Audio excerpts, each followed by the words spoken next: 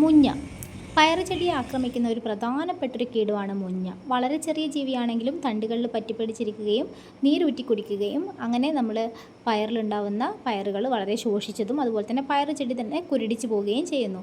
മുഞ്ഞകൾ പയറ് ചെടിയെ ആക്രമിക്കാൻ തുടങ്ങുന്നതിൻ്റെ സൂചനയാണ് ചെടികളിലൂടെ ഉറുമ്പുകൾ കയറിയിറങ്ങുന്നത്.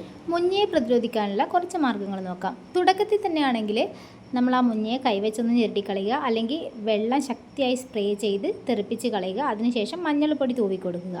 അപ്പോൾ ഒരു പരിധിവരെ മുഞ്ഞയെ നമുക്ക് പ്രതിരോധിക്കാം. അടുത്തത് വളരെ ഫലപ്രദമായ വഴിയാണ്. ഇത് ചെയ്താൽ ഉറപ്പായിട്ടും മുഞ്ഞ ഇല്ലാതാവും. മാവുകളിലും അതുപോലെ തന്നെ കശുമാവിലും ഒക്കെ ഇലകൾക്കിടയിൽ കൂടുകൂട്ടി താമസിക്കുന്ന പുളിയുറുമ്പ് അല്ലെങ്കിൽ നീറ് എന്നൊക്കെ അറിയപ്പെടുന്ന ചുവന്ന ഉറുമ്പ്, ഇവയെ ഏതെങ്കിലും തരത്തിൽ പയറ് ചെടിയിലേക്ക് കൊണ്ടുവരിക. ഇവ മുഞ്ഞയെ പൂർണ്ണമായും നശിപ്പിക്കുന്നതാണ്.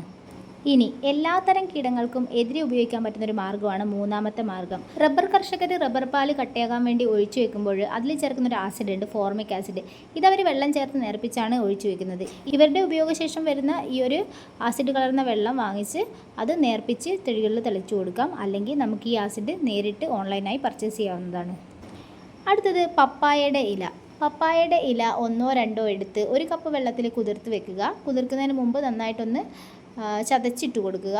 പിറ്റേ ദിവസം ഈ ഒരു വെള്ളം നന്നായിട്ട് ഞെവിടി അത് അരിച്ചെടുക്കുക. ഇതിനകത്തേക്ക് കാന്താരി മുളക് ഒരു ചെറിയൊരു പിടി, ഒരു 10-12 എണ്ണം എടുത്ത് ചതച്ച് ഇട്ട് കൊടുക്കുക.